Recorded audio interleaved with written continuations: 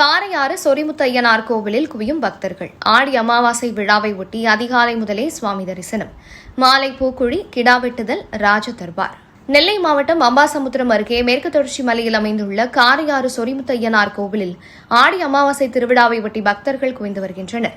நெல்லை, தென்காசி உள்ளிட்ட பல்வேறு பகுதிகளிலிருந்து ஆயிரக்கணக்கான பக்தர்கள் தொடர்ந்து காரையாறு நோக்கி வந்து கொண்டிருந்தனர்.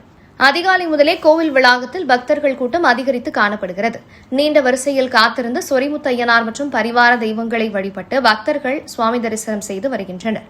இந்நிலையில் ஆடி அமாவாசை திருவிழாவின் முக்கிய நிகழ்வுகளான பூக்குழி இறங்குதல், கிடா வெட்டுதல் மற்றும் ராஜ தர்பார் காட்சிகள் இன்று மாலை நடைபெற உள்ளன. இதனை முன்னிட்டு கோவில் மற்றும் சுற்றுப்புற பகுதிகளின் பக்தர்கள் கூட்டம் மேலும் அதிகரித்து வருகிறது.